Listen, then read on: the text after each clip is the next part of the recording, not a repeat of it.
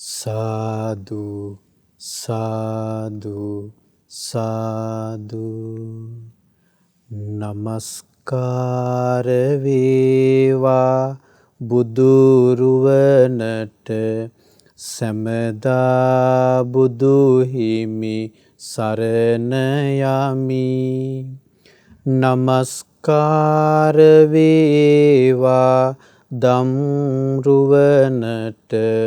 සැමදා සදහම් සරණ යමි. නමස්කාර වේවා සංඝරුවනට සැමදා මහා සංඝ සරණ යමි. නමස්කාර වේවා තුනුරුවනට සැමදා තිසරණ සරණ යමි. සාදු සාදු සාදු. අපගේ ගුරු දේවෝත්තම වූ කල්යාණ මිත්‍ර වූ පින්වත් ලොකු ස්වාමීන් වහන්සේට අප හැමදෙනාගේ ගෞරවාදර නමස්කාරය වේවා. සාදු සාදු සාදු. ශ්‍රද්ධාවන්ත වාසනාවන්ත පින්වත්නි, විදර්ශනා ධර්ම දේශනා මාලාවේ අපි තවත් දේශනාවක් මේ සිදු කිරීමටයි සූදානම් වෙන්නේ. පංච උපාදානස්කන්ධය ගැන දේශනා ගණනාවක් මේ වෙනකොට අහලා තියෙනවා. සමහර දේශනා ඔබට ටිකක් ගැඹුරු වැඩි ඇති. නමුත් ඔබ මේ දේශනා ආපහු අහන්න. පින්වත්නි, පංච උපාදානස්කන්ධය කියලා කියන්නේ කෙටියෙන් කියන හකුලෝලා කියන දුක. ඒතරේ පංච උපාදානස්කන්ධය එහෙමත් නැත්නම් දුක අපේ ජීවිතේ සකස් වෙනවා සෑම මොහොතකම. හැම මොහොතකම අපේ ජීවිතේ මේ දුක හැදෙනවා.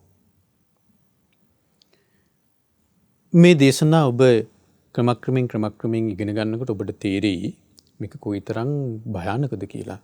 අපි දන්නේ නැතුව අපි නොදැනුවත්ව අපේ ජීවිතේ සකස් වෙන මේ දේ කොයිතරම් භයානකද කියලා. මේකෙන් ගැලවිල්ලක් අපිට නෑ නේද කියලා ඔබට හිතෙයි. ගැලවිල්ලක් තියෙනවා ඒ තථාගතයන් වහන්සේගේ ධර්මයේ තුලයි. ඒකටයි අපි මේ වෙහෙසින්නේ. අපි මේ වීරිය කරන්නේ ආන්නේ ධර්මයේ තුලින් ඒ ගැලවිල්ල හදාගන්න.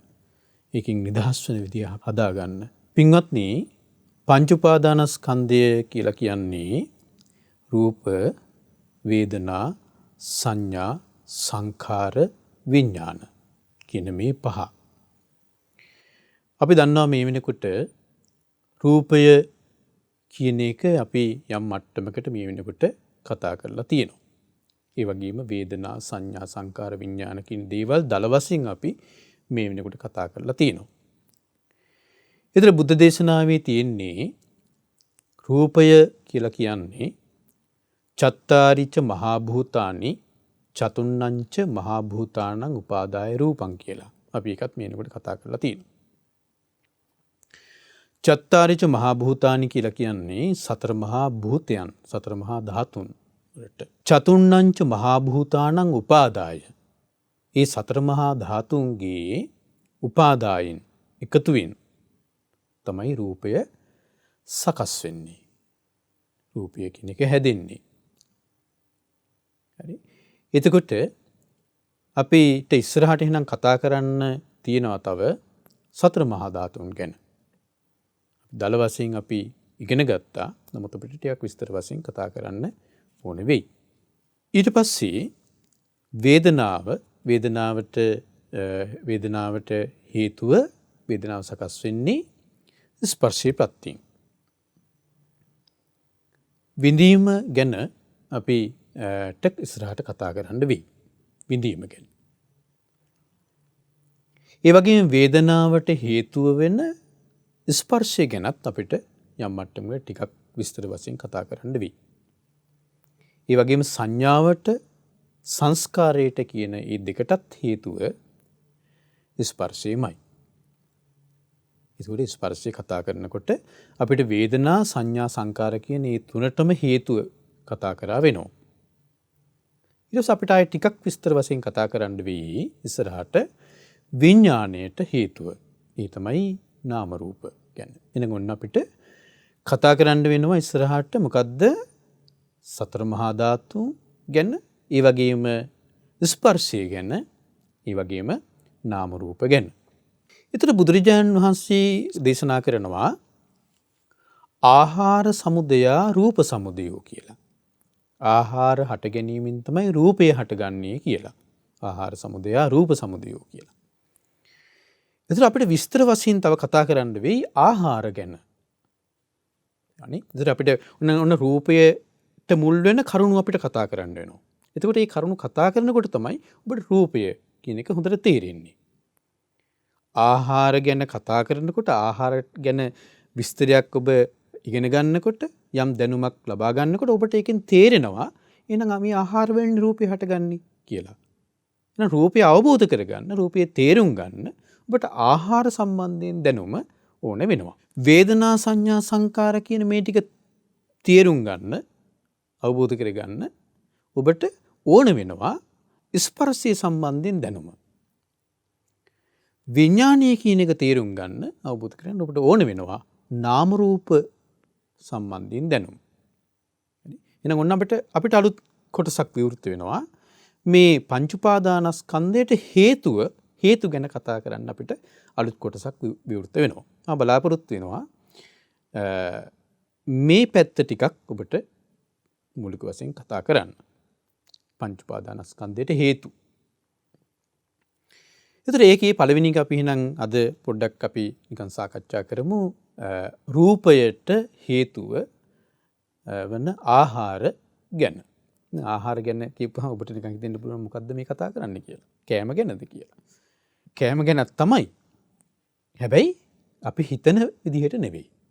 භාග්‍යවතුන් වහන්සේ දකින විදිහට. භාග්‍යවතුන් වහන්සේ දේශනා කරපු විදිහට ආහාර සම්බන්ධයෙන් අපිට කතා කරන්න වෙනවා. බුදුරජාණන් වහන්සේ දේශනා කළේ චත්තාරෝමේ භික්කවේ ආහාරා. මහණෙනි ආහාර හතරක් තියෙනවා. සම්භවේසීනංවා අනුග්‍රහාය.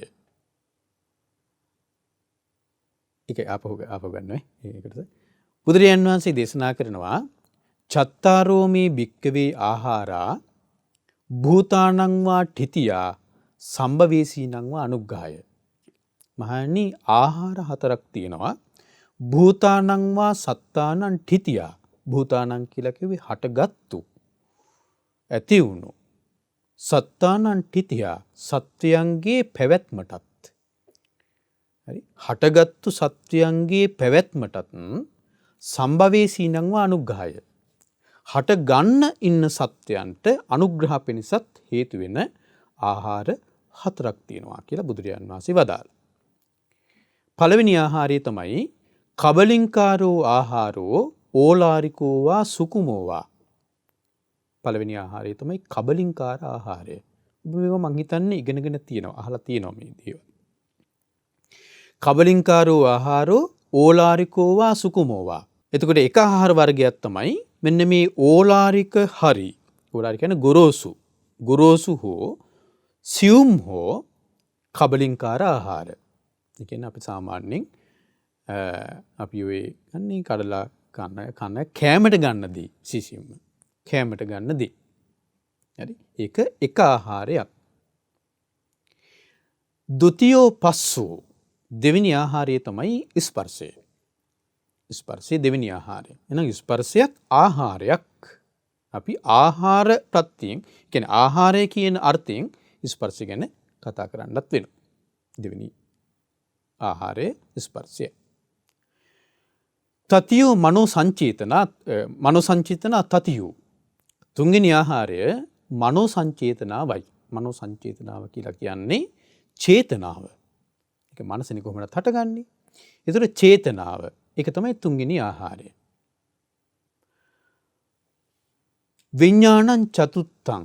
හතරවෙනි ආහාරය තමයි විඥාණය. ඔන්න එහෙනම් ආහාර හතර. හරි. කබලින්කාර ආහාරය, පස්ස ආහාරය, මනෝ සංචේතන ආහාරය, විඥාන ආහාරය. ඔය තමයි ආහාර හතර. එතන මේ ආහාර බුදුරජාණන් වහන්සේ දේශනා කරන මේ ආහාර හතරටම හේතුව තණ්හාව කියලා. තණ්හාව නිසා තමයි මේ ආහාර හතරම අපිට ආහාර වෙන්නේ. තණ්හාවෙන් තමයි මේවා ආහාර බවට පත් වෙන්නේ. ආහාරමය කෘත්‍ය සිදු වෙන්නේ තණ්හාවත් එක්කයි. ඒතර පින්වත්නි, කබලින්කාර ආහාරය කියලා කියන්නේ එතකොට අපේ මේ රූපය පෝෂණය වෙන්නේ කබලින්කාර ආහාරයෙන්. රූපය පෝෂණය වෙන්නේ කබලින්කාර ආහාරයෙන්. තවත් විදිහට කියනවා නම් රූපය කියන්නේ කබලින්කාර ආහාරයටමයි. මම කබලින්කාර ආහාරය කියන්නේ රූපයටමයි. තවත් විදිහට කියනවා නම්. ඒතර අපි මේ අපි දල වශයෙන් ගමුකෝ කබලින්කාර ආහාරද ඔබ දැන් කෑම ගන්නවා. හරි? ඒතර කෑම ගන්නවා ඔබ බත් පාන් කව්පි මුං ඇට මේ වගේ දේවල් ඔබ ගන්නවනේ ආහාරය පිණිස. ඒතර ඒ ආහාරය ඔබ නොගෙන හිටියොත් ගත්තේ නැත්තම් මොකද වෙන්නේ? රූපය ක්‍රමක්‍රමෙන් වෙනස් වෙලා වැහැරිලා යනවා. එහෙනම් ඒ රූපය පවත්වන්න අපිට ඕනි කබලින්කාර ආහාර. රූපයට ඕනි කබලින්කාර ආහාර. ඔය අර්ථයෙන් ගත්තත් කබලින්කාර ආහාරය කියලා කියන්නේ අපිට මේ ඉපදුණු සත්වයන්ගේ පැවැත්මට බෙහෙවින් අවශ්‍ය කරන දෙයක්. බුදුරජාණන් වහන්සේ මේ දේශනා කළානේ සබ්බේ සත්තා ආහාරට්ඨිතිකා කියලා. අර ඔබ අහලා ඇති සෝපාක ස්වාමීන් වහන්සේ උපසම්පදාව ලබන්නේ අර ප්‍රශ්න 10 බුදුරජාණන් වහන්සේ ආලා ඒකට උත්තර දීලානේ උපසම්පදාව ලබන්නේ. එතකොට සෝපාක ස්වාමීන් වහන්සේ සාමණේර සෝපාක මේ ස්වාමීන් වහන්සේ භාග්‍යතුන් වහන්සේ ළඟට වැඩියට පස්සේ භාග්‍යතුන් වහන්සේ සෝපාක සාමණේර සෝපාක ස්වාමීන් වහන්සේගෙන් අහනවා ඒක නාමකින් එක කියන්නේ මොකක්ද කියලා. එතන අපි අතින් එක කියන්නේ මොකක්ද කියලා උත්තර අපි එක දේවල් කියාවි. එක කියන්නේ මොකක්ද කියලා හෙව්වොත් බුදුරජාණන් වහන්සේ අර අවුරුදු 7 සාමණේර ස්වාමීන් වහන්සේගෙන් සාමණේර සෝපාක ස්වාමීන් වහන්සේගෙන් අහනවා සෝපාක එක කියන්නේ මොකක්ද? සෝපාක ස්වාමීන් වහන්සේ උත්තර දෙනවා සබ්බේ සත්තා ආහාරට්ඨිතිකා. මේ සියලු සත්වයෝ ආහාරයෙන් යැපෙත්. හරි. ඒතකොට මේ එතන අදහස් කරන්නේ ආහාරය කියන්නේ මේ කනව බොනවා කියන එක නෙවෙයි. දැන් ඕකම වැරදි විදිහට ගන්නවනේ සාමාන්‍ය හිස් පුතජන ලෝකේ. අර කෑම ගැන කියන්න ඕන නිසා බුදුහාමුදුරුවෝ කියලා තියෙනවා මේ සබ්බේ සත්තා ආහාරට්ඨිතිකා කියලා කාපල්ලා කියලා තමයි මේ කියන්නේ. එහෙම දෙයක් මේ යන්නේ. ඒතර යාර බුදුරජාණන් වහන්සේ දේශනා කරපු දේම හිස් පුතජන ලෝකේ වැරදි විදිහට ගන්නවා. දැන් බුදුරජාණන් වහන්සේ මේ කාපල්ලා කියලා නෙවෙයි මේ කිව්වේ. සබ්බේ සත්තා ආහාරට්ඨිතිකා කියලා. ඊට වඩා ගැඹුරු අර්ථයකින් භාග්‍යවතුන් දේශනා කරන්නේ. හරි. එතකොට ඊළඟට සංගීත සූත්‍රයේ දීඝනිකායේ තියෙන සංගීත සූත්‍රයේ ඒකෙත් තියෙනවා ඒ පළවෙනි එක විදිහට සංගීත සූත්‍රයේ තියෙන පළවෙනි එක විදිහට සබ්බේ සත්තා ආහාරට්ඨිතිකා. එතකොට පින්වත්නි එහෙනම් මේ සබ්බේ සත්තා ආහාරට්ඨිතිකා කියන මේ බුද්ධ වචනය ඊ타ත්ම ගැඹුරුයි. බොහෝ ගැඹුරු එකක්. සබ්බේ සත්තා ආහාරට්ඨිතිකා කියලා කියන්නේ. සියලු සත්වයෝ ආහාරයෙන් යැපෙති කියලා කියන්නේ. ඒතර ආහාර කියන්නේ මොකද්ද? ආහාර කියන එක ඔය අටුවාවල එහෙම විස්තර කරලා තියෙනවා. ඕජට්ඨමකං රූපකලාපං ආහාරතීති ආහාරෝ කියලා. ඕජට්ඨමකං රූපකලාපං ආහාරතීති ආහාරෝ. ඕජාව අටවෙනි කොට ඇති රූපකලාපයන් රැගෙන එන නිසා ආහාරතීති කියලා කියන්නේ රැගෙන එනවා කියන එකයි. ආහාරති කියලා කියන්නේ ගේනවා. රැගෙන එනවා. ඕජට්ඨමකං රූපකලාපං ආහාරතීති ආහාරෝ. ඕජාව අටවෙනි කොට ඇති රූපකලාපයන් ගෙන එන නිසා ඒකට කියනවා ආහාර කියලා. හරි. ඒ විදිහට සඳහන් කරපු තැන් තියෙනවා. එහෙනම් ඔන්න මේ ආහාරවල අපි මුලින් ගමු මේ කබලින්කාර ආහාරය කියන එක. ඒතර මේ කබලින්කාර ආහාරයෙන් ලැබෙනවා මොකද්ද? ගේනවා මොකද්ද? රූප කලාප හැදෙනවා. කබලින්කාර ආහාරයෙන් තමයි රූප කලාප හැදෙන්නේ. ඒතර අපි දැන් ගන්න මේ බත් පාන් කව්පි මුං යට මේ දේවල් අපි දැන් මේ ගත්තට පස්සේ ඒතර කොහොමද මේක අපේ රූප කලාප රූපයේ වර්ධනය වෙන්න රූපයේ පැවැත්මට උපකාර වෙන්නේ මේකේ ඕජාව. හරි? ඕජාව තමයි රූපයේ පැවැත්මට උපකාර වෙන්නේ. එතකොට අපිට ඕජාව විතරක් ගන්න බෑනේ. ඕජාව විතරක් ගන්න බෑ. ගන්න බැරි නිසා අපිට ගොරෝසු විදිහට බත් පාන් මුං යට කව්පි මේවා ගන්න වෙලා තියෙනවා. ඕජාව විතරක් ගන්න පුළුවන් නම් ඕජාව විතරක් ගන්න පුළුවන්. ඒක ප්‍රමාණ අපිට මේ මහා ලොකු ගොඩාක් මේ බත් මේ පිඟන් ගණන් මේක ඇතුළට දා ගන්න ඕනේ නැහැ. පාන් ගෙඩි ගණන් මේක ඇතුළට දා ගන්න ඕනේ නැහැ. අපිට පුළුවන් නම් ඒ ශරීරයේ පැවැත්මට උවමනා කරන ඕජාව විතරක් ගන්න මේ ගොරෝසු ආහාර ගන්න ඕනේ නැහැ.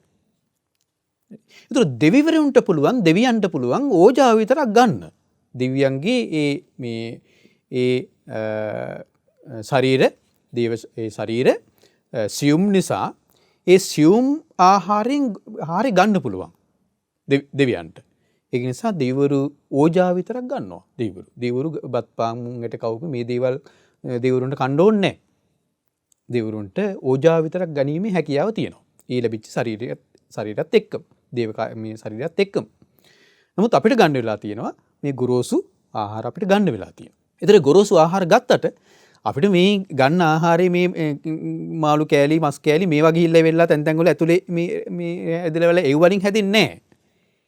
ඒ ගන්න ආහාරයේ ඕජාව හරි ඕජාවෙන් තමයි මේ රූප කලාප හැදෙන්නේ. ඒකයි අර දේශනා කළේ.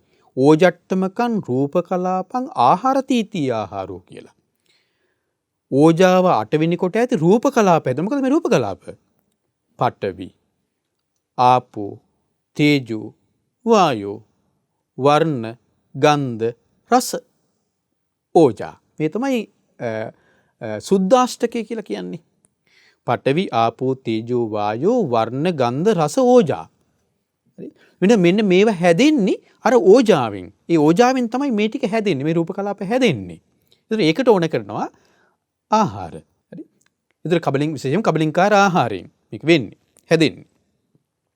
ඒතර අපිට හොඳ විදිහට ආහාර ලැබුණොත් දැන් සමහර විට අපි හිතමු ඔන්න කෙනෙකුට ඕනේ වෙනවා. දැන් සමහර විට මෙහෙම හිතන්නකෝ. සමහරුන්ට දැන් ඔන්න අහවල් ආහාරය ගන්න ඕනේ කියලා දොස්තර මහතුරු නියම කරනවා.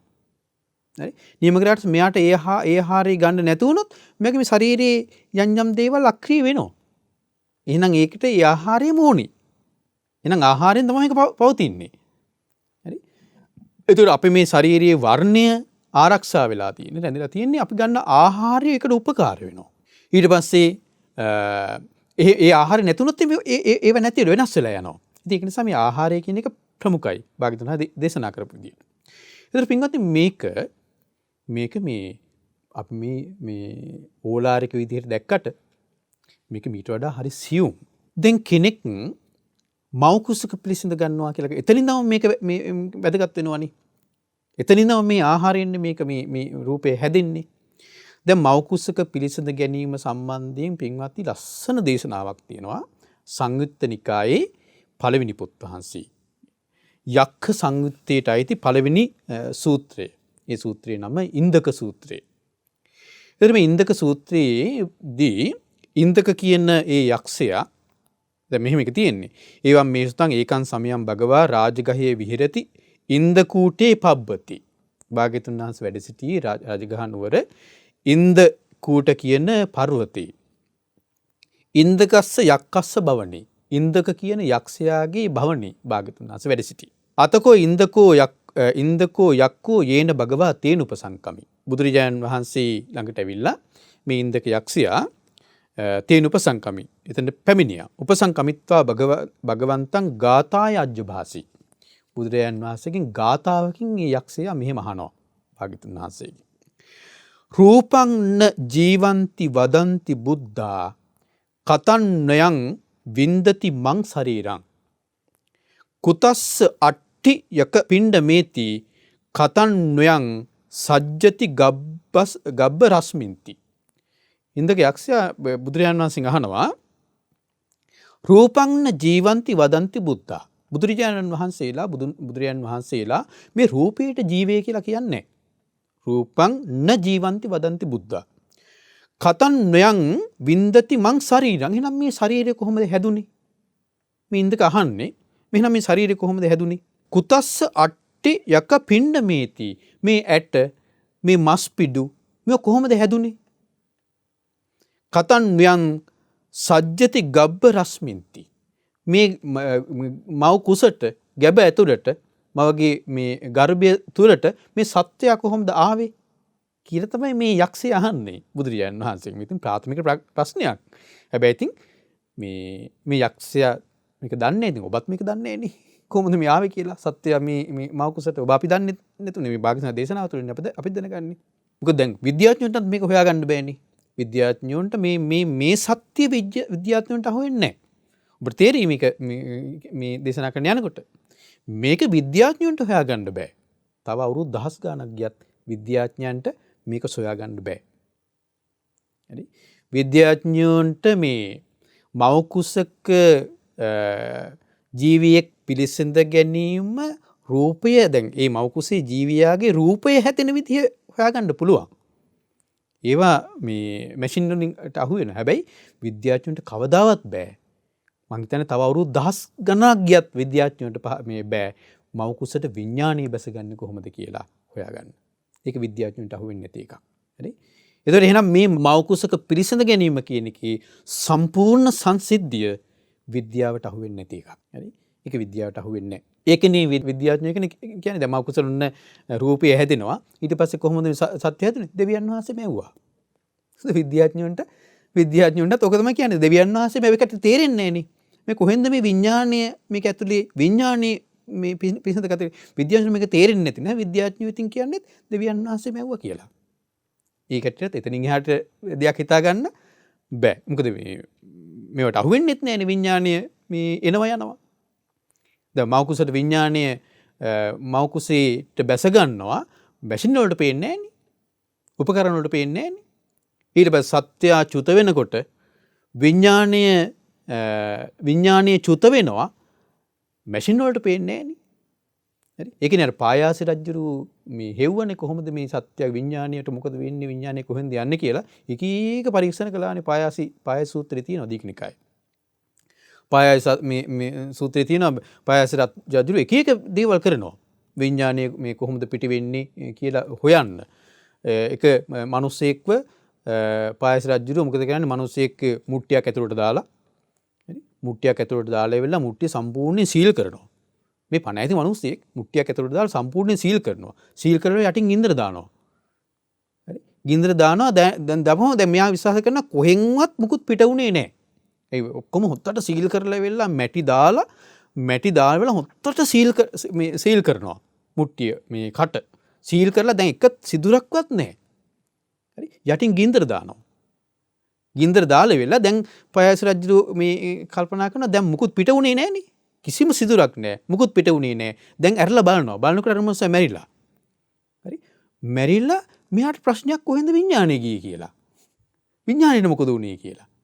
ඊයර ආත්ම දෘෂ්ටියත් එක්ක මේ හිතන විදිහ මෙහෙම ගොඩාක් පරීක්ෂණ කරනවා. ඉතින් පායාස රජුටත් ඒක හොයාගන්න බැරි වුණා. පායාස රජුන්ට ඊට පස්සේ ධර්මයේ තුලින් තමයි මේක තේරුම් ගන්න පුළුවන් වුණේ. ඉතින් ඒ වගේ වර්තමානිත්ව විද්‍යාඥයෝ එක එක මෝඩ පරීක්ෂණ කරනවා. ඒ විද්‍යාඥයන්ට මේක හොයාගන්න බෑ. ඉතින් පින්වත්නි අර ඉන්ද්‍ර කියන යක්ෂයා බුදුරජාණන් වහන්සේ දැන් මේ ප්‍රශ්නේ ඇහුවට පස්සේ භාග්‍යතුන් වහන්සේ හරි ලස්සන උත්තරයක් දෙනවා. භාග්‍යතුන් වහන්සේගේ අවබෝධය මොනතරම්ද කියන්නේ මේ උත්තරේ භාග්‍යතුන් වහන්සේ දෙන්නේ මීට අවුරුදු 2600කට ඉස්සෙල්ලානේ. අවුරුදු 2600කට ඉස්සෙල්ලා මොනවද තිබුණු උපකරණ? ස්කෑන් කරන්න තිබුණාද? එක්ස්රේ ගන්න තිබුණාද? ඊට පස්සේ අන්වීක්ෂ හදලා තිබුණාද මේවා හොයන්න? මුකුත් නැහැ. එහෙනම් මොකෙන්ද? ඒක තමයි බුද්ධ ඥානය කියලා කියන්නේ. ඒකයි ප්‍රඥාව කියලා කියන්නේ. ඒකයි නුවණ. සම්බුද්ධ නුවණින් ප්‍රඥාවෙන් ඒ අවබෝධයෙන් සොයා ගන්නවා මේක වෙන්නේ කොහොමද කියලා. බුදුරජාණන් වහන්සේ උත්තර දෙනවා මේ විදිහට අර ඉන්ද්‍ර කියන යක්ෂයාට. පටමං කලලං හෝති කලලා හෝති අබ්බුදං. අබ්බුදා ජායති පේසී පේසී නිබ්බත්තති ගනෝ. ගනා පසාකා ජායන්ති කේසා ලෝමා නකා පිච. යංචස්ස බුංජතේ මාතා අන්නම් පානංච භෝජනං තේනසෝ තත්ත යාපේති මාතු කුච්චි ගතෝ නරෝති. ඊ රස උත්තරයක් මේක. මේක මොකද්ද මේ කියන්නේ කියලා අපට තේරුණා. මේක මම ඔබට මේ කියන්නේ ඉතින් ආහාරයෙන් මේ යැපෙනවා කියන එක තේරුම් ගන්නයි. බුදුරජාණන් දේශනා කරනවා පටමං කලලං හෝති. මව් කුසක මුලින් හටගන්නේ කලලය. ඒතර අපි අහලා තියෙනවනේ මව් කුසක පිළිසඳ ගැනීමක් සිදු වෙන්න කාරණා කිහිපයක් ඕනේ කියලා. පළවෙනි එක තමයි මව ඍතු වෙන්න ඕනි. මාතා උතුණී හෝති. අම්මා ඍතු වෙන්න ඕනි. ඒක පළවෙනි එක. හරි. ඊට පස්සේ දෙවෙනි එක තමයි මවයි පියයි කායිකව එකතු වෙන්න ඕනි. ඒක දෙවෙනි අවශ්‍යතාවය. තුන්වෙනි අවශ්‍යතාවය තමයි ගන්ධබ්බයෙකුගේ පැමිණීම තියෙන්න ඕන. බුදුරජාණන් වහන්සේ දේශනා කළා ඒක. එතකොට මව ඍතු වෙද්දී ඔන්න ගැබ් ගැනීමකට ඕන පරිසරය මවගේ ගර්භාෂය ඇතුලේ මවගේ ඇතුලේ හැදෙනවා. සකස් වෙනවා. මවගේ ඍතු වීමෙන්. එතකොට ඒ ඍතු වීම ඒක මේ හරියද කියන්නේ ඒක ඒ අවශ්‍යතාවයේ සපිරෙද්දී මවයි පියයි කායිකව එකතු වීම තුළ මවගේ ඩිම්බයකුත් පියාගේ ශුක්‍රාණුවකුත් කියන දෙක එකට සංසේජනය වෙනවා. හරි? එකට සංසේජනය වෙනවා. එකතු වෙනවා. හරි? අන්නේ සංසේජනය වීම තුළ හැදෙනවා මේ මවගේ ඩිම්බයත් පියාගේ ශුක්‍රාණුවත් දෙක එකට සංසේජනය වෙලා හැදෙනවා යුක්තාණුවක්. දැන් මේකට කියනවා කලල රූපය කියලා. දැන් මේක පින්වත්නි මේක එහෙම ආවටිකට හොයාගන්න පුළුවන් එකක් නෙවෙයි. කලල රූපය හැදෙනවා. එතකොට මේ කලල රූපයේ ඒ මොහොතේ විඥානයක් බැසගත්තොත් හරි දැන් මේ කලල රූපය ජීවී නෙවෙයි. මේක ජීවී නෑ. කලල රූපයක් හැදුණා කියලා ඒක ජීවී නෑ. හරි. එතකොට මේ කලල රූපේ විඥානයක් බැස ගන්න ඕනි. විඥානයක් මෙතන සකස් වෙන්න ඕනි. හරි. එතකොට විඥානය බැස ගන්න මොකේද රූපයේ. බුදුරජාණන් වහන්සේ මේ බීජ සූත්‍රයේ දේශනා කළා. විඥානය බැස ගන්නවා නම් බැසගන්නේ රූපයක. විඥානය බැස ගන්නවා නම් බැසගන්නේ වේදනාවක, සංඥාවක, සංස්කාරයක. එතකොට මෙතන රූප කොටසක් හැදිලා ඉවරයි. විඥානය බැස ගන්න. ඒ කියන්නේ මෙතන විඥානය පහළ වෙන බැස ගන්නවා කියන්නේ ඇවිල්ලා රිංගනවා නෙවෙයි. දැන් ඔහොමනේ කට්ටිය බලන්නේ. අම්මයි කුස ඇතුළේ විඥානය රිංගුවා. එහෙම දෙයක් නෙවෙයි මේ කියන්නේ. විඥානය එතන පහළ වුණා. එතන විඥානය හටගත්තා. කොහෙන්ද ඒක හටගත්තේ? චුත වෙච්ච කෙනෙකුගේ විඥානය. චුත වෙච්ච විඥානයක්. කෙනෙක් මැරෙනවා. ඒ මැරෙනකොට එතන විඥානය චුත වෙනවා. ඒ චුත වෙන සැනින්ම අතරක් නැහැ. මට කියනවා සහජාත කියලා.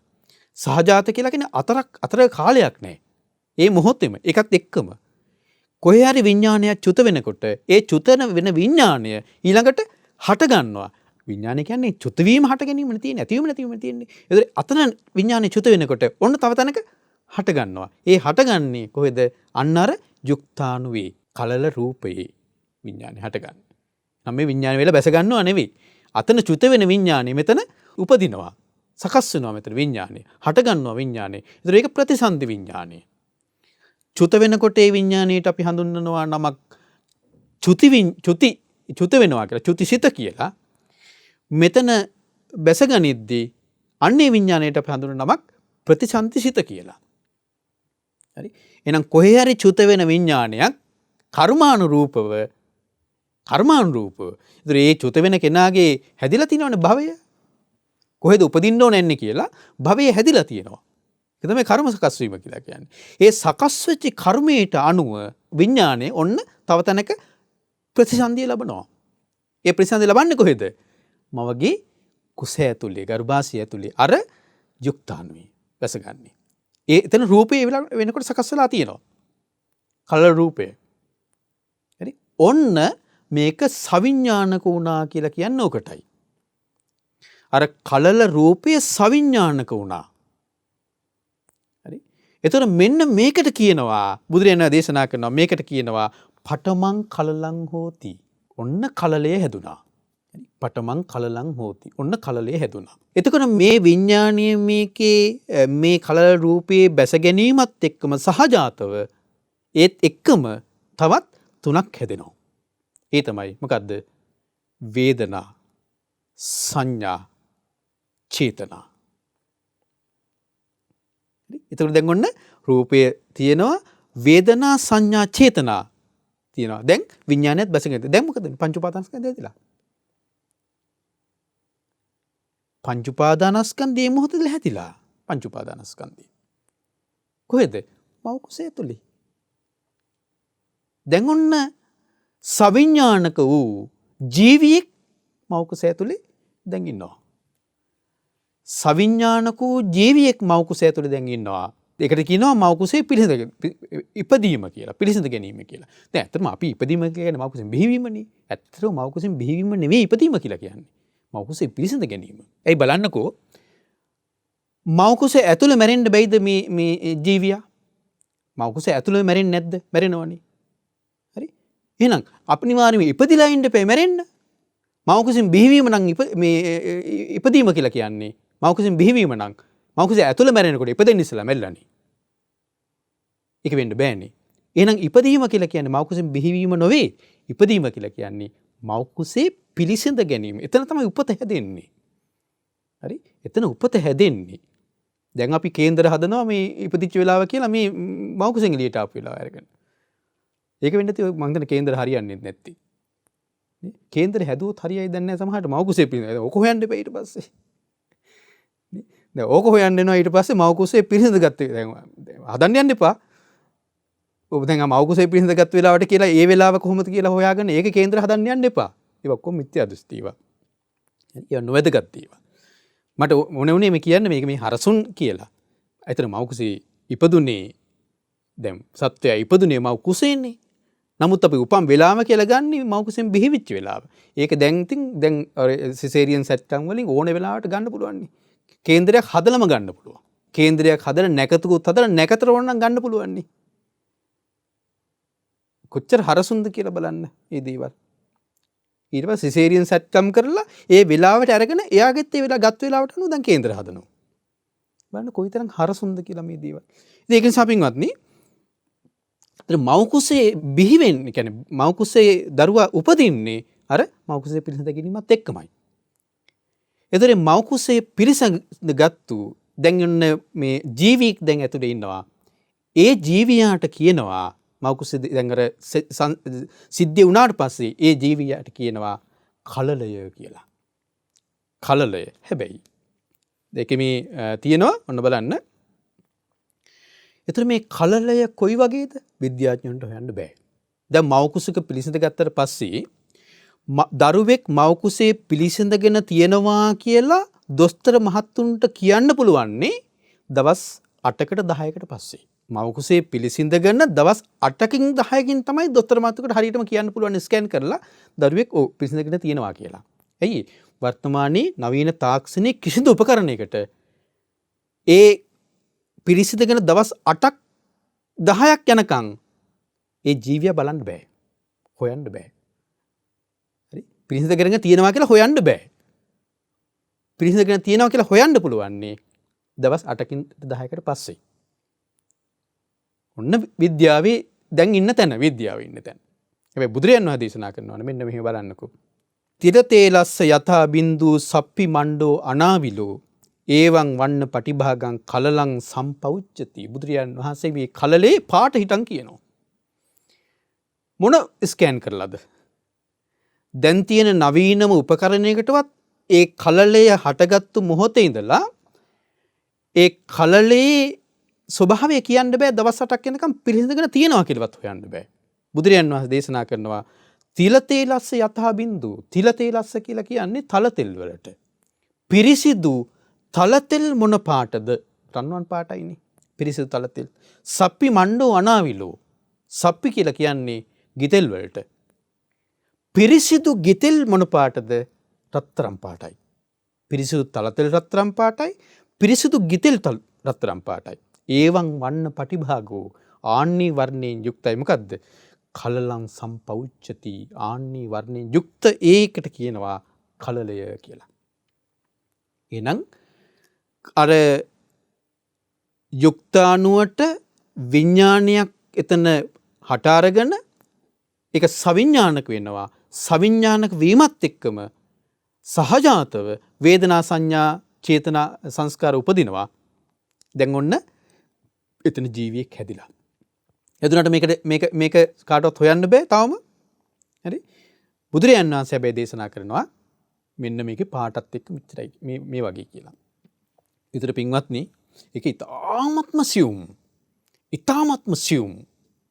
ඒ වෙනකොට ඒ කල රූපය කලලය තාමත්ම සියුම්. දැන් සාමාන්‍යයෙන් දොස්තර මහත්තුරු දැන් මේ කලලය කියන එක දොස්තර මහත්තුරු දැන් මේ වෙනකොට නෑනේ තාම මේ ඔළුවේ හැදිලා නෑ, ඇස්කම් හැදිලා නෑ, දැන් තාම කකුල් හැදිලා නෑ, අත් හැදිලා නෑ, මොකද තමයි හැදිලා නෑනේ.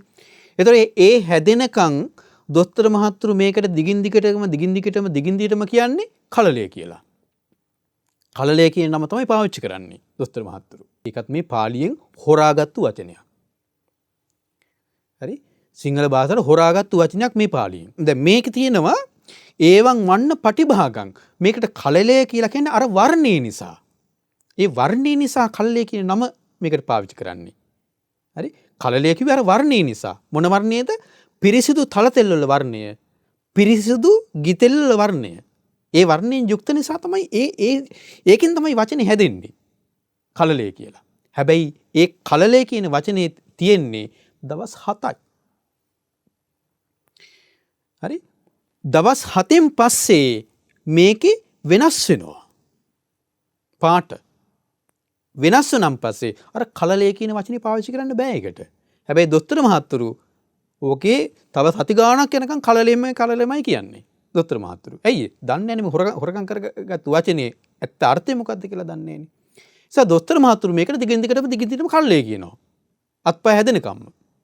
හැබැයි කල්ලේ කියන්න බෑ. දැන් බුදුරජාණන් වහන්සේ මේ දේශනා කරන්නේ පඨමං කලලං හෝති කලලා හෝති අබ්බුදං.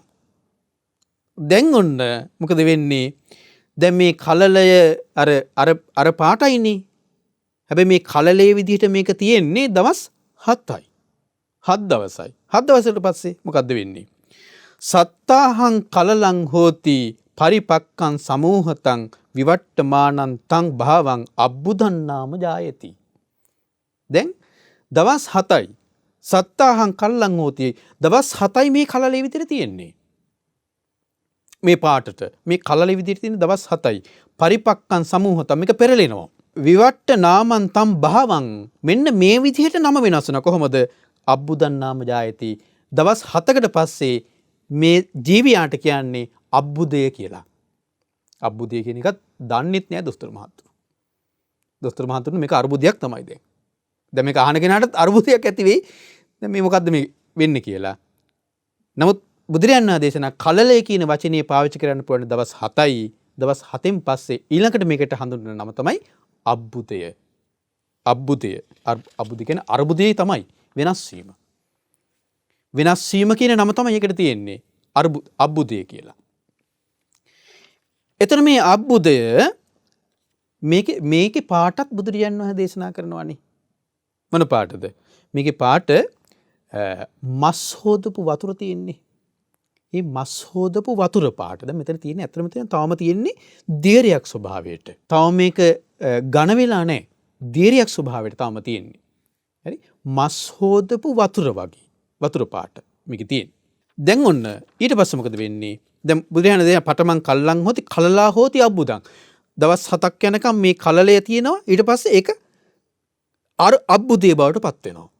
දවස් 7කට පස්සේ මේක අබ්බුදේ කියන නමෙන් තමයි හඳුන්වන්නේ. අබ්බුදා ජායති පේසි. ඊට පස්සේ ඒක ආපහු දවස් 7ක් ගියාට පස්සේ ඒකට අබ්බුදේ කියන නම පාවිච්චි කරන්න බෑ. දැන් ඒකට අලුත් නමක් පාවිච්චි කරනවා. මොකද්ද? පේශි කියලා. පේශි කියන නම තමයි පාවිච්චි කරන්නේ.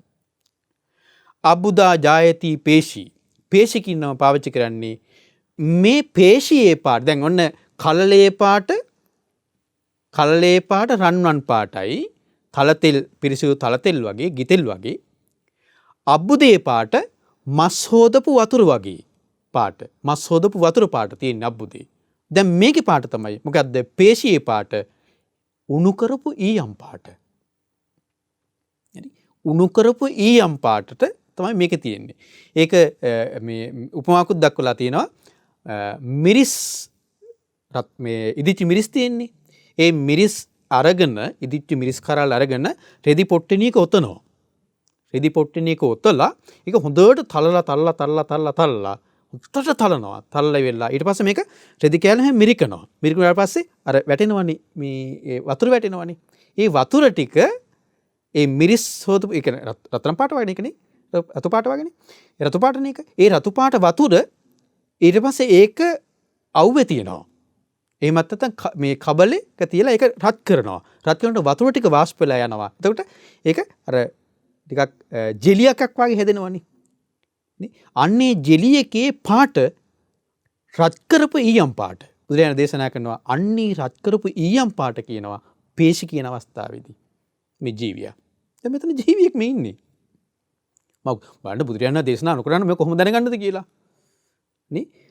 රත් කරපු ඊයම් පාට ඒ ජීවියා දැන් මේ වෙනකොට. ඒකට හඳුන්වන නම තමයි පේශි කියන නම. ඊට පස්සේ අබ්බුදා ජායති පේශි. ජායතේ පේශි. පේශි නිබ්බත්තති ඝනෝ. දැන් තමයි ඒක ඝණයක් බවට පත් වෙන්නේ. අර පේශිය අර ඒක තවමත් දියරයක් විදිහට වගේ තියෙන්නේ. තාමත්ම අර ඝන ස්වභාවයට ආසන්න වෙච්චි දියරයක් වගේ අර ජෙලි එකක් වගේ තියෙන්නේ. ඒක දියර ස්වභාවයෙන් යුක්ත ජෙලි එකක් විදිහට ආයි තියෙන්නේ. ඒ ජෙලි එක ඊට පස්සේ ඔන්න දැන් ඒ ජෙලි එක විදිහට තියෙන්නේ ඒ කියන්නේ පේශිය විදිහට තියෙන්නේ දවස් 7යි. පේශිය විදිහට තියෙන්නේ දවස් 7යි. දවස් 7න් පස්සේ ඒක ඝණයක් බවට පත් වෙනවා.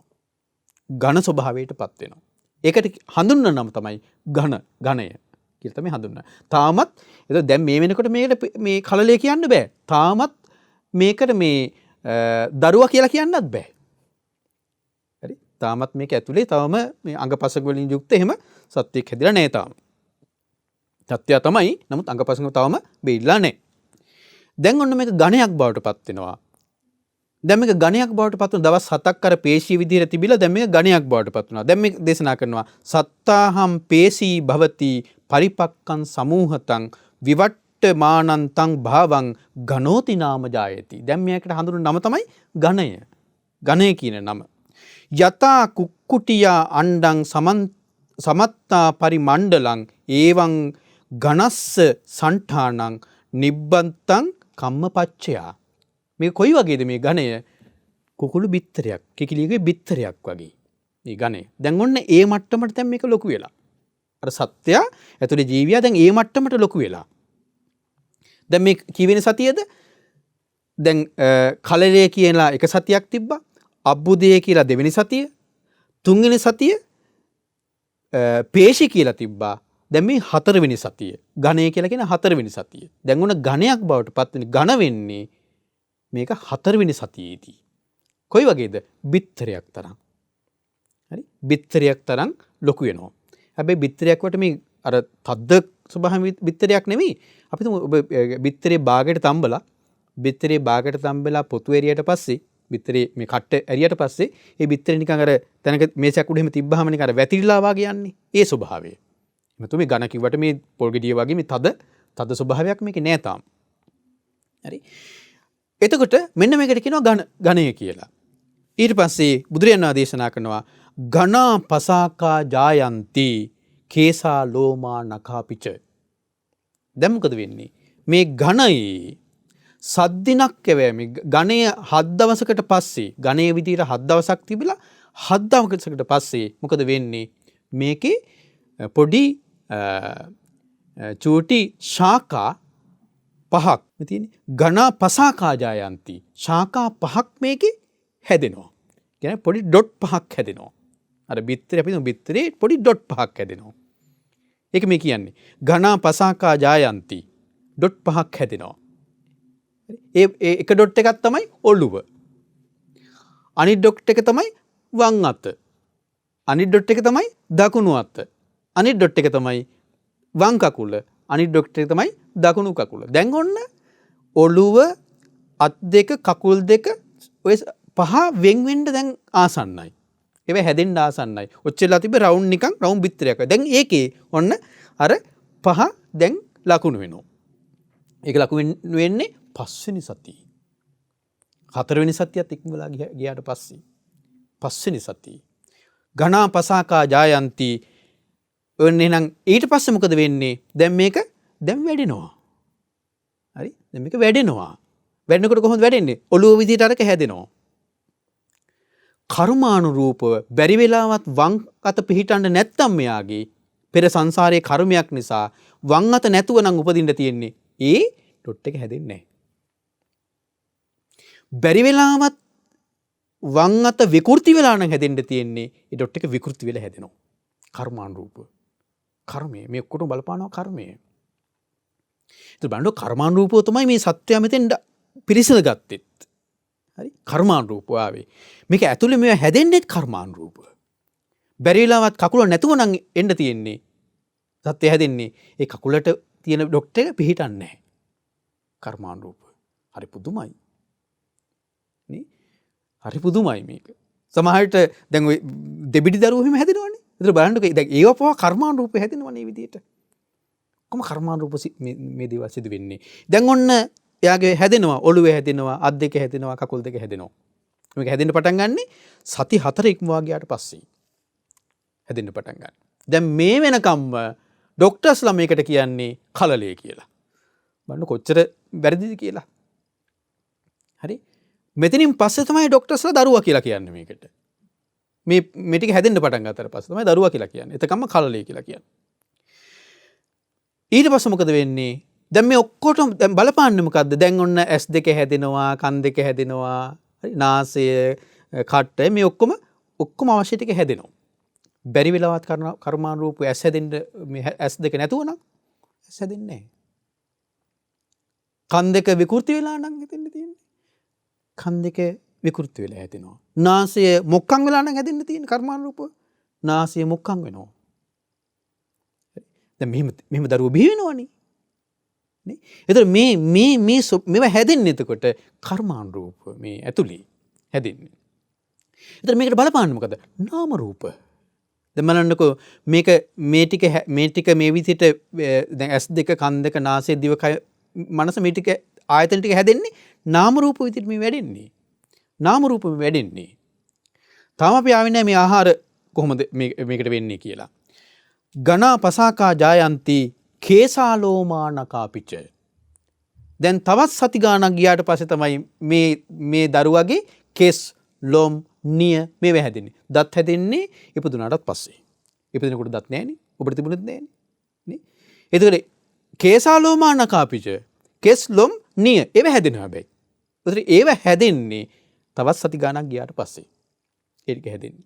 તો බෑන්ඩු භාග්‍යතුන් වහන්සේ මේ දේශනා කරන දේශනාව ඊට පස්සේ බුදුරජාණන් වහන්සේ දේශනා කරනවා යංචස්ස බුඤ්ජතේ මාතා අන්නම් පානංච භෝජනං තේනසෝ තත්ත යාපේති මාතු කුච්චි ගතෝ නරෝති.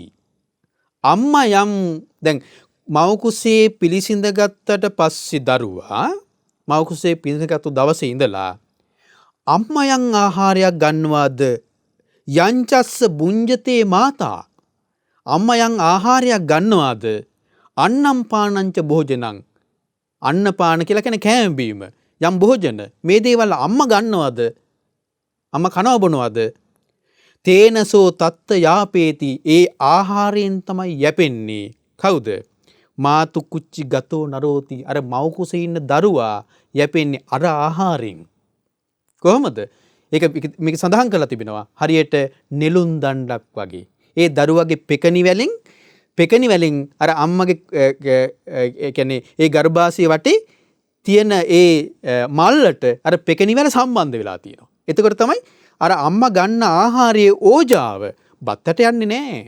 කවුපයට යන්නේ නැහැ දරුවා ළඟට. ඕජාව අර අම්මා ගන්න ආහාරයේ ඕජාව අර පෙකණිවැල ඔස්සේ දරුවට සම්බන්ධ වෙලා තියෙනවා.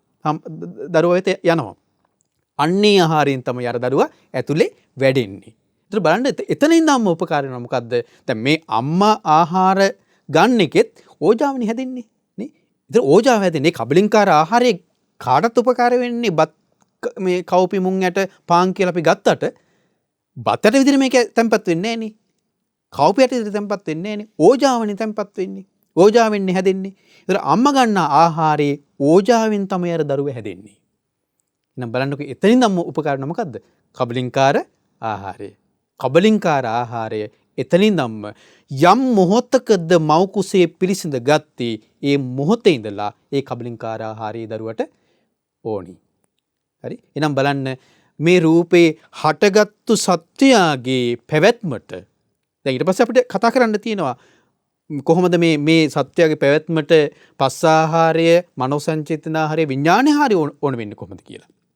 අපිට දැන් යම් අර්ථයක් තියෙනවා නේද ඔබට කබලින්කාර ආහාරය මේක සත්‍යයගේ පැවැත්මට කොහොමද උමරා වෙන්නේ කියලා. දැන් ඔන්න ඊට පස්සේ දරුවා මව් කුසේ ඉඳලා මාස 9ක් හෝ 10ක් හෝ ගියාට පස්සේ දරුවා බිහි වෙනවා.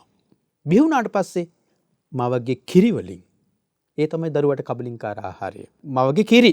ඊට පස්සේ පුංචි දරුවට ඔන්න දැන් දෙන්න ඕනි. දැන් කිරි මව් කිරි ටික කාලයක් මේ බොනවා. ඊට පස්සේ සමහරට මව් කිරි බොන්න දෙන්නේ නැත්නම් කඩේ කිරි හරි දෙන්නවද කිමුකෝ. කිරි වලින් ඔන්න යැපෙනවා. ඊට පස්සේ චූටි අර දියරමය ආහාර මේ දරුවයි කටේ ගන්නවා. ඕකනේ අර ඉඳුල් කට ගන්නවා හැම මේ කරන්නේ. ඊට පස්සේ ඔන්න පොඩ අර දරුවට පොඩ නිකන් ඝන දේවල් කන්න පුරුදු කරනවා. දැන් ඔන්න දරුවා කන්න පුරුදු. දැන් ඉතින් අවුරුදු මේ කියන්නේ මාස 4ක් 5ක් 7ක් 8ක් යනකොට දරුවා හොඳට කනවා. බත්. ඊට පස්සේ මේ ලොකු වෙනකොට බත් පිංගම් පිටින් කනවා. නේ? පිංගම් පිටින් කනවා. වරකා ගෙඩි පිටින් කනවා. ඇපල් ගෙඩි පිටින් කනවා. පාන් ගෙඩි පිටින් කනවා. කබලින්ක. ඒ පටන් ගත්තේ අම්මා ගන්න ආහාරයේ ඕජාවෙන්. කබලින්කාර ආහාරය. එහෙනම් පින්වත්නි, ওই විදිහට තමයි කබලින්කාර ආහාරය මේ සත්‍යයට ඉපදුණු සත්‍යයට උපකාර වෙන්නේ. හරි? මේක තණ්හා වෙන්නේ ආහාර තණ්හා සමුදින්නේ ආහාර තියෙන්නේ. ඒතර මේ ආහාරවලට තියෙන කබලින්කාර ආහාරයට තියෙන තණ්හාවත් ඊළඟට උපදින්න ආපහු උපකාර වෙනවා. කබලින්කාර ආහාරයට තියෙන තණ්හාවත් උපකාර වෙනවා ඊළඟට භවය හැදෙන්න. එහෙනම් භවය හැදෙන්න මේක ආහාරයක් බවට පත් වෙලා මේ හටගත්තු සත්‍යයේ පැවැත්මටත් හට ගන්න සත්‍යයට උපකාරයක් වෙනසත් මේ කබලින්කාර ආහාරයත් උපකාර වෙනවා. එහෙනම් අපි අද මේ කතා කළේ දල වශයෙන් ආහාර කියන කොටසේ බොහොම පොඩි කොටසක්. තව අපිට ආහාර ගැන ගොඩක් කතා කරන්න වෙයි.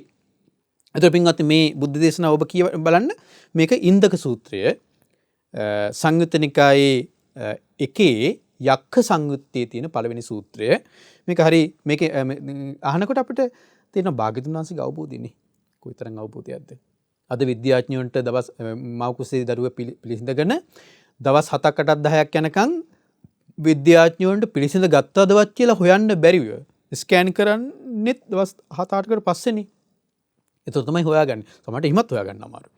නමුත් භාග්‍යතුන් වහන්සේ බලන්න සම්බුද්ධ ඥාණයෙන් අවබෝධ කරගත්ත දේ. ඒතර ඉපදින් කොහොමද මේක දරුවා ඉපදෙන්නේ? ඒ කියන්නේ දරුවා මව් කුසේ මේ පිළිසිඳ ගන්නේ කොහොමද? ඒ පිළිසිඳ ගත්ත දවසේ ඉඳලා මොන පාටද කියලාත් ඒ කියනවනේ. කල්ලේ පාට පවා කියනවනේ. නේ?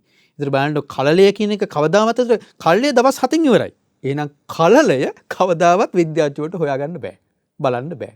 කලලේ පාට විද්‍යාඥයන්ට හොයාගන්න බෑ කවදාවත්. ඒ දවස් 7ක් ගියාට පස්සේ තමයි 8ක් 10ක් ගියාට පස්සේ තමයි ස්කෑන් කරලා හරි බලන්න පුළුවන්. ඉතින් ඒක නිසා පින්වත්නි අපිට එතකොට මේ දේශනාවලින් පහදින්න තියෙන්නේ භාග්‍යවතුන් වහන්සේගේ සම්බුද්ධ ඥානය ගැනමයි.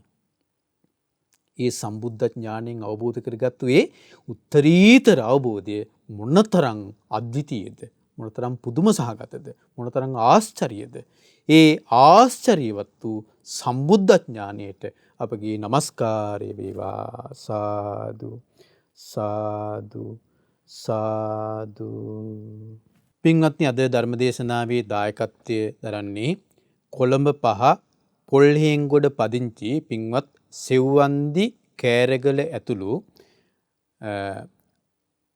වසන්ති දසනායක, කුමුදුනී මැදගම, ප්‍රියන්ති විජේරත්න, චන්ද්‍රිකා වීරසේකර, ලීලා සුමනතිලක සහ කුමුදු රාජපක්ෂ යන මිතුරම් පිරිස විසින්. ඒ පින්වතුන්ගේ අරමුණ වෙලා තිබෙන්නේ සියලු දෙවියන්ට පින් අනුමෝදන් කිරීම, ඒ වගේම කල්යාණ මිත්‍ර ගුරු දේවත්වයන් වහන්සේට පින් අනුමෝදන් කිරීම ආදී මේ අරමුණු තමයි තියෙන්නේ. ඉතින් මේ පින්වතුන් මේ උතුම් දේශනාවට දායකත්වයේ දරලා ඒ පින්වතුන් ධර්ම දානමය පින රැස් කරගත්තා. මම මේ උතුම් දේශනාව ඔබට කියා දීලා ධර්ම දේශනාමය පින රැස් කරගත්තා. ඔබ සියලු දෙනා මේ උතුම් ධර්මය අහලා ධර්ම ශ්‍රවණමය පින රැස් කරගත්තා. අපි එකතු වෙලා මේ රැස් කරගත්තු පින අප මුලින්ම අනුමෝදන් කරමු පින්කම සීලූම දෙවියන්ට.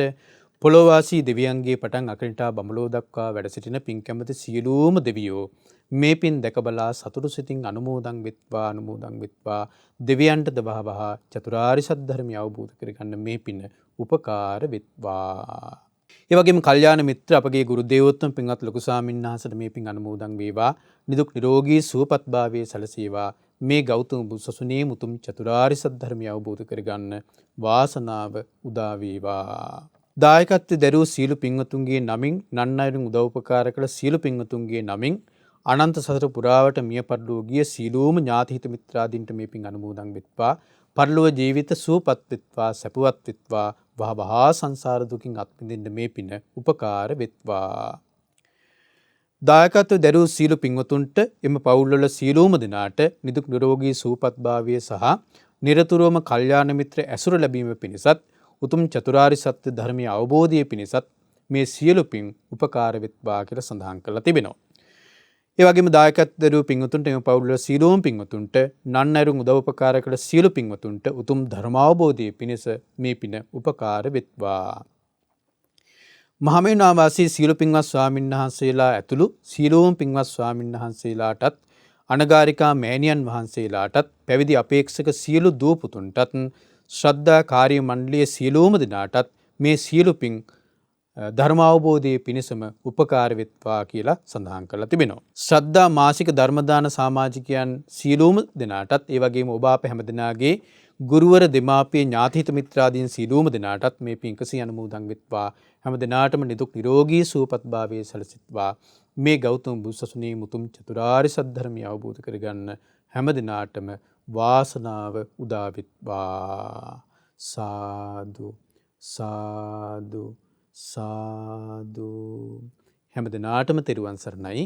නමෝ බුද්ධාය. මෙවැනි වටිනා ධර්මදේශනා ශ්‍රවණය කිරීමට ශ්‍රද්ධා ඩේලි YouTube චැනලය සබ්ස්ක්‍රයිබ් කරන්න.